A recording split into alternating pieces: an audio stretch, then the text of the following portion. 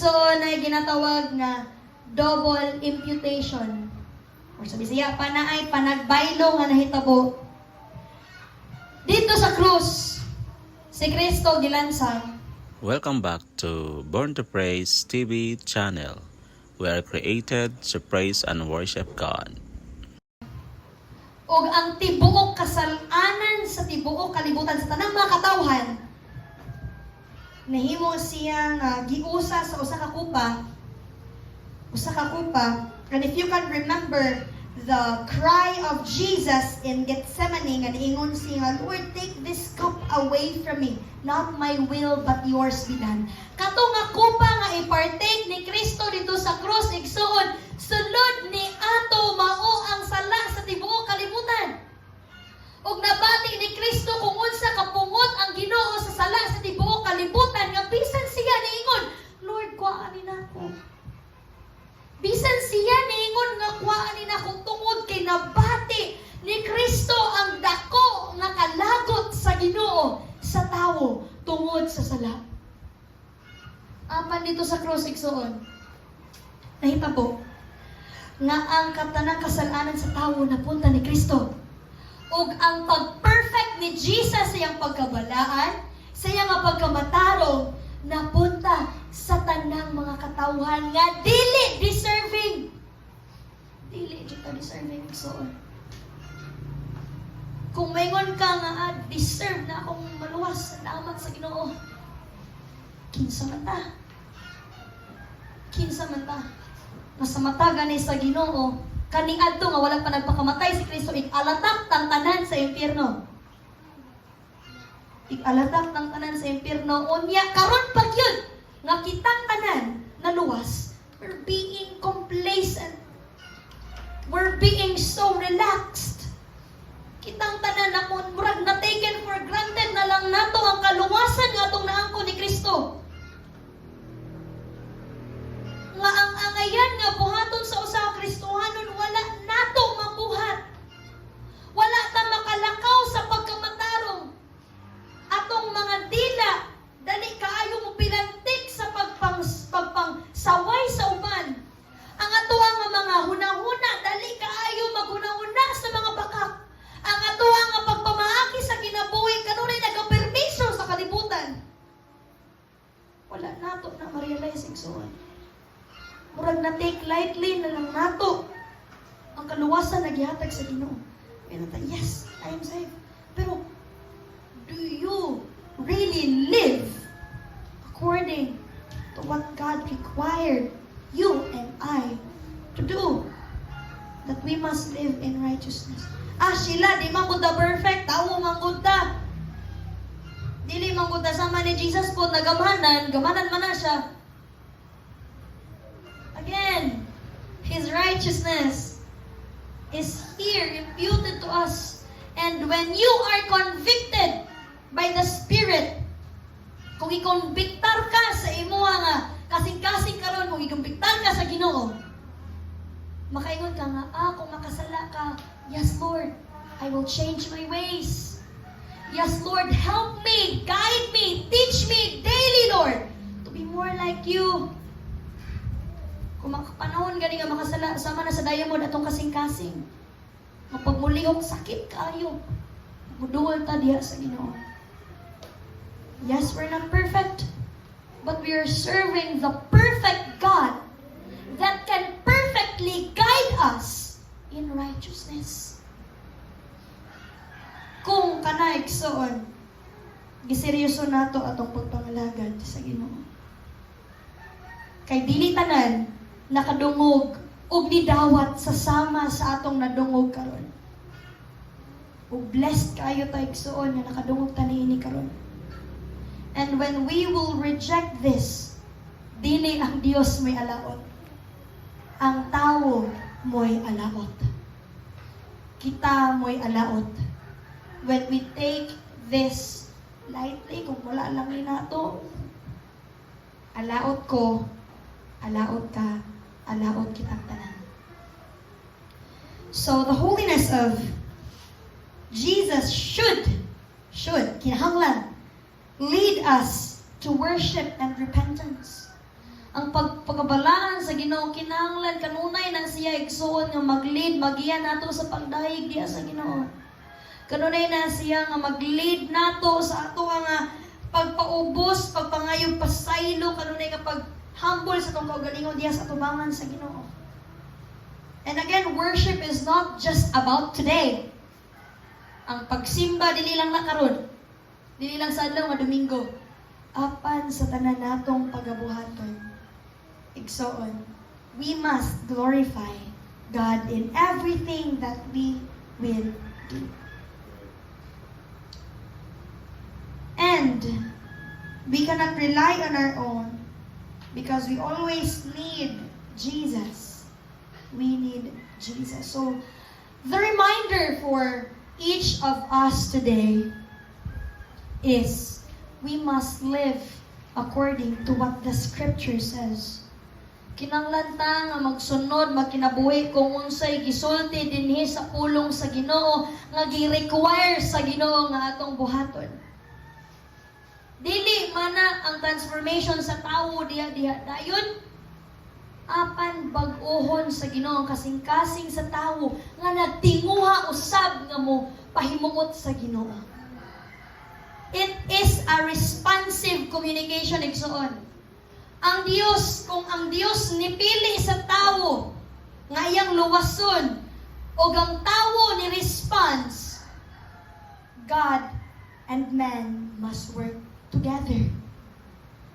Dili lamang ta magpaabot ta sige tag-ampo, Ginoo, tagi ko aning tanan, Ginoo. Hatagi ko aning mga butanga, Ginoo, likona ko, Ginoo, i-comfort ko, Ginoo, hatagi ko aning mga butanga tungod kay wala ko ani.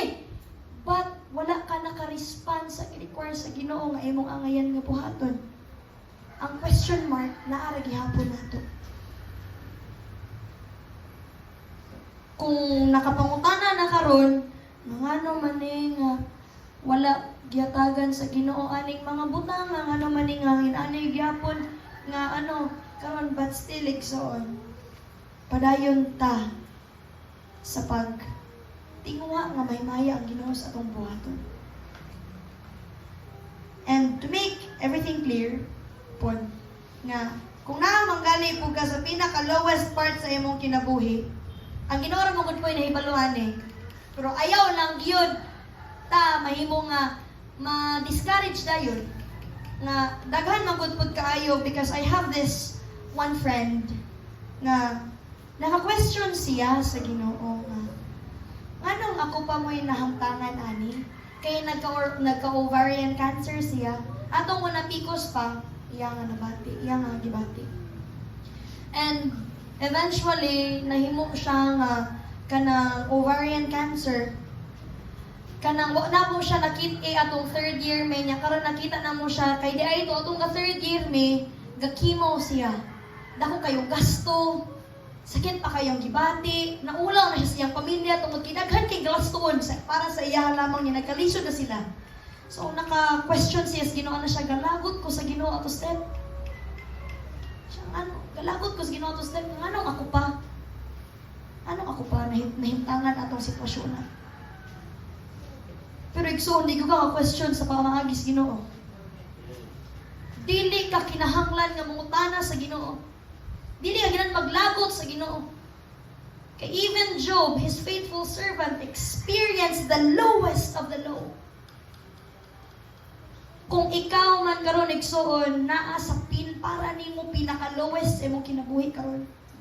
Or moabot man ang panahon nga naa ka sa pinaka-lowest sa imong kinabuhi. Ayaw palayo sa Ginoo. Ayaw ka diskurahe. Ayaw question na ang Ginoo.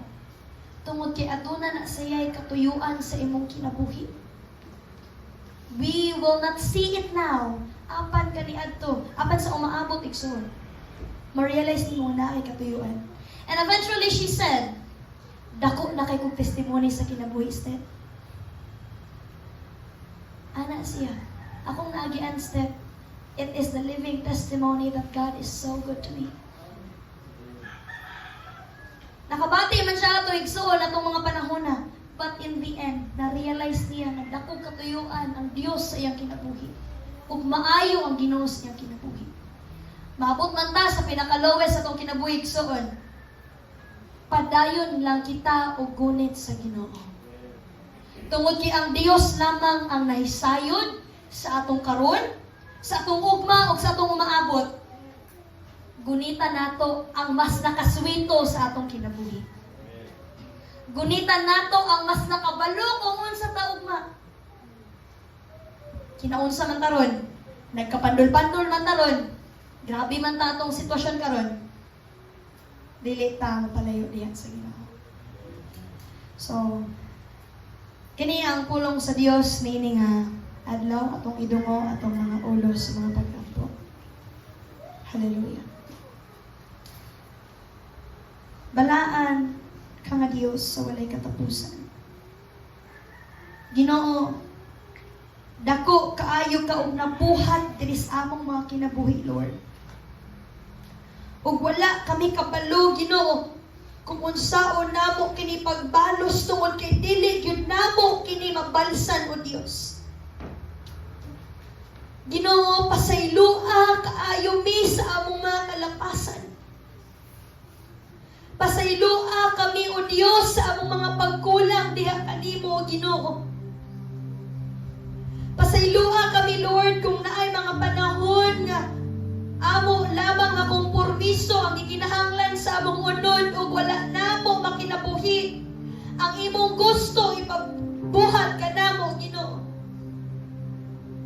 Lord God, ikaw ang among gikinahanglan hangtod kami makaabot, o Dios, sa panahon nga ikaw mobalik, Ginoong Jesus. Lord God, among magpalantay, Ginoo, giyahi kami. Liguna kami, o Diyos. Tultuli kami sa dalan, Ginoo, sa pagkinabuhi nga matarong, o Diyos, tungod kay kung kami lamang, Lord, mapakyas gayon kami, Ginoo. Lord, hatagi kami desire nga moalagad sa matag adlaw-adlaw sa among pagkinabuhi diyang kanimo, Ginoo. Magkinaon sa manamong kinabuhi, Lord, ligunag dasiga kami, Ginoo. Tungod kay mao ka na imong gusto namong ipabuhat. Mao ka na, Ginoo, imong gi-require sa imong katawan nga buhaton, Lord. Father, help us.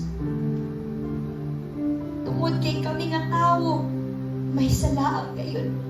Kami nga tawo mahutag umoy, kami nga tawo, Ginoo, wad-an ug paglaom. Apan, Ginoo, kung ikaw ang naas among kasing-kasing, Ginoong Jesus, ikaw among buhing paglaom, among buhing giya, samtang kami nagkinabuhi niining kalibutan. Father, bless us. Bless us with the things that we need, physically, emotionally, above all, spiritually, O God. That we may honor you and glorify you in everything that we will do. Thank you, Father. Thank you, Lord Jesus. All the glory, honor, and praises belongs to you alone.